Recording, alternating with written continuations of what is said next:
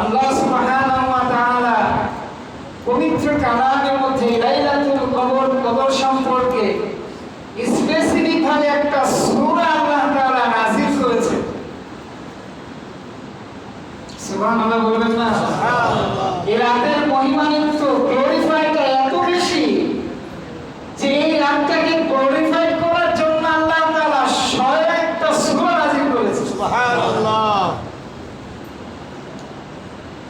আমরা ইমাজিন করতে পারি যে কি পরিমাণ মহিমান্বিত রাত হলে এই রাতকে কেন্দ্র করে একটা সূরা নাযিল করা হয়েছে। শুরুতে আমি তেলাওয়াত করেছি, আল্লাহ পাক রব্বুল আলামিন বলছেন, ইন্না আনজালনাহু ফি লাইলাতিল কদর।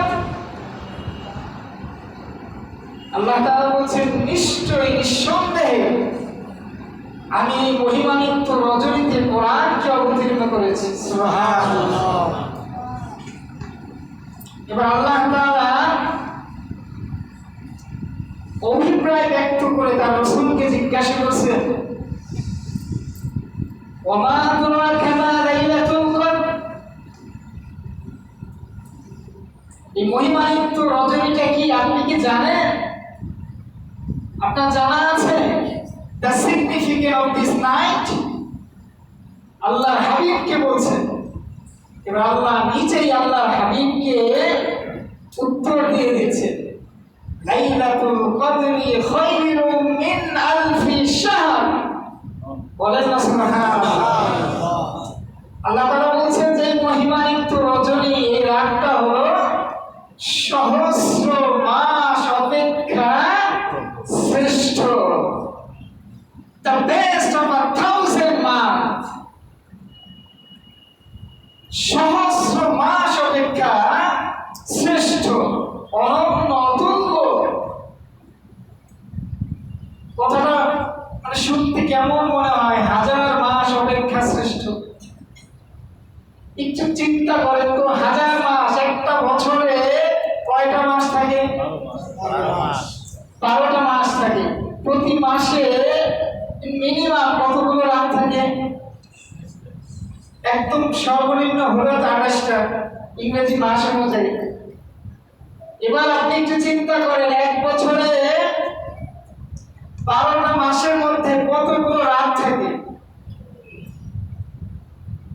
তো এই সব রাতগুলোকে যদি আপনি কম্পেয়ার করেন, তারপরে আল্লাহ তাআলা বলতেছেন যে হাজার মাস অপেক্ষা শ্রেষ্ঠ মাস হলো রমজানের শেষ দশকের যে লাইলাতুল কদর আছে, ওই লাইলাতুল কদর। সুবহানাল্লাহ।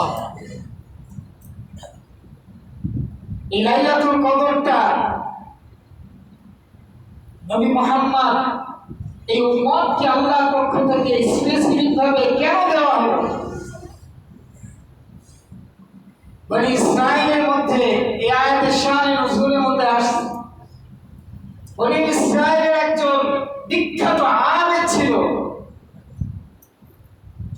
সারা রাত আল্লাহর জন্য দাঁড়ায় নামাজ পড়তো, ইবাদত বন্দেগী করতো, তাসবিহ তাহলিল করতো, আল্লাহর গুণ কীর্তন প্রশংসা গাইতো, আল্লাহর কাছে কান্নাকাটি করতো। আর দিনের বেলা আল্লাহর কালিমাকে সমুন্নত রাখার জন্য, আল্লাহর একাত্মবাদের পতাকাকে উত্তোলন করার জন্য অমুসলিমদের সাথে কি করতো? জিহাদে লিপ্ত হতো। তাহলে রাতের বেলা সারা রাত কি করছে? ইবাদত করছে। দিনের বেলা সারাদিন কি করছে? আল্লাহর পথে জিহাদ করছে। এইভাবে 80 বছর কাটাইছে। কত বছর? 80 বছর। মতান্তর 100 বছর।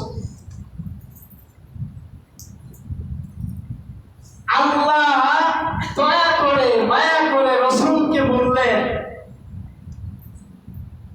যে তোমার উম্মতের মধ্যে যদি কোনো ব্যক্তি এই মাত্র একটা রজনী আল্লাহর জন্য দাঁড়িয়ে ইবাদত বন্দেগী করে, কেমন যেন সে এক রাত্রের ইবাদত তার সহস্র মাস অপেক্ষা শ্রেষ্ঠ।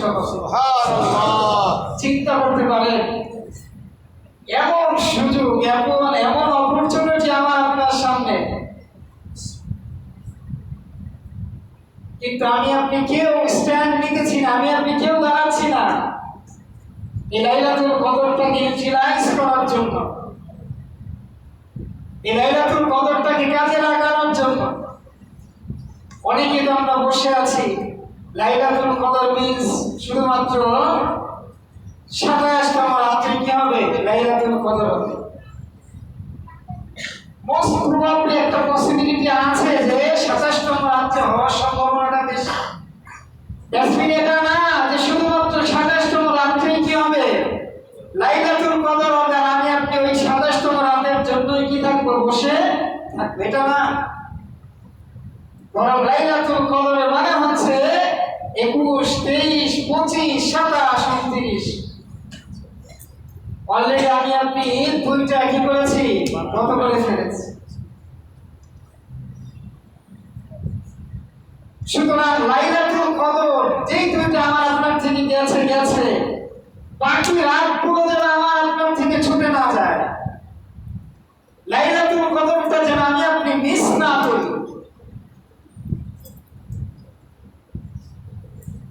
লাইলাতুল কদরটাকে, রমজানের শেষ দশকটাকে,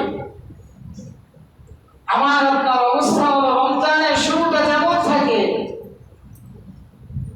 রমজানের মাঝেরটা তার থেকে একটু কি হয়ে যায়, দুর্বল হয়ে যায়, আর রমজানের শেষটা একদম উইদাউট ব্যাকবোন হয়ে যায়, মেরুদণ্ডহীন হয়ে যায়। রমজানের শুরুটায় আমরা দেখেছি আসরের নামাজে জামাত 2 বার হয়েছে, জোহরের নামাজে জামাত 2 বার হয়েছে, মাগরিবের নামাজে মুসল্লির 6 লাখ, তারাবির নামাজে জায়গা নাই। প্রথম 10 দিন যাওয়ার পর মাগফিরাতের 10 দিন যখন আসলো, 2 কাতার কমা শুরু হলো। মাঝখানে 10 দিন যাওয়ার পর শেষের 10 দিন যখন আসলো, এখন ওই আগের মতো ইশারের নামাজের যে মুসল্লিগুলো ছিল তারাই শুধুমাত্র এখন কি করে, নামাজে উপস্থিত। তার মানে জমিন থেকে ধান আনার পর বস্তায় বস্তায় ধান দেখা যায়, কিন্তু এই ধানটাকে যখন পরিচ্ছন্নতার মাধ্যমে পিউরিফাইড করা হয়, তখন দেখা যায় যে 1 বস্তা ধান থেকে কয় কেজি ধান বের হয়। তাহলে রমজানের শুরুটা যেই উদ্দীপনার সাথে আমি আপনি কাটিয়েছি, মাঝে আসার পর কিছুটা লুজ হয়েছে, শেষে আসার পর একেবারেই নাই। অথচ দেখেন আল্লাহর হাবিব সাল্লাল্লাহু আলাইহি ওয়াসাল্লাম যখন রমজান আসতো, এটার জন্য তো আলাদাভাবে তিনি একটা প্রস্তুতি নিয়েছেন, এটা রমজানের শুরুতে আমরা আলোচনা করেছি। কিন্তু রমজানের যখন শেষ দশক চলে আসতো, তখন আল্লাহর হাবিব কেমন প্রস্তুতি নিয়েছেন। মুসলিম শরীফের 1134 নম্বর হাদিসের মধ্যে আল্লাহর হাবিব সাল্লাল্লাহু আলাইহি ওয়াসাল্লাম বলেন যে কানা রাসূলুল্লাহ সাল্লাল্লাহু আলাইহি ওয়াসাল্লাম ইয়াজতাহিদু من آخر رمضان ما لا يجتهد من غيره। আল্লাহর হাবিব রমজানের শেষ দশকে যখন উপনীত হলো, এই শেষ দশকে উপনীত হওয়ার পর আল্লাহ রসুলের প্রস্তুতি, প্রিপারেশনটা এমন হয়তো, আল্লাহ রসুলের রাত্রি জাগরণ, আল্লাহ রসুলের রাত জেগে নামাজ আদায় করা, রাত জেগে কোরআন তেলাওয়াত করা, রাত জেগে আল্লাহর কাছে দোয়া করা, রাত জেগে আল্লাহর কাছে ক্ষমা প্রার্থনা আর্তনাদ করার ধরনটা এমন হতো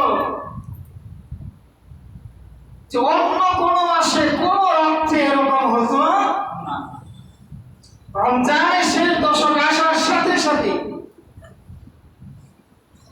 অথচ রমজানের শেষ দশক আসলে রমজানের শুরুতে যতটুকু আমল আমার আপনার ছিল, রমজানের শেষ আসলে এটাও কি করে, দরজা এবং জানালা দিয়ে পালায়। কত ব্যস্ততা, কত সাজসজ্জা, কত উপহার উপঢৌকন, কত উপায় উপকরণ নিয়ে আমি আপনি ব্যস্ত হয়ে পড়ি। ঈদের কেনাকাটা, ঈদের মার্কেটিং, বাড়ি যাওয়ার উপার্জনকে মুখ্য কেন্দ্র বানানো, ঘরে আসবাবপত্রে যে সকল অনুপস্থিতি আছে সেগুলোর ব্যবস্থা করা, অথচ এই সবগুলো আল্লাহ তাআলা দিয়েছেন for the sake of holy month of Ramadan. এই ঈদটা তো তাদের জন্য যারা রমজানের গোটা মাস আল্লাহর কোন ধরনের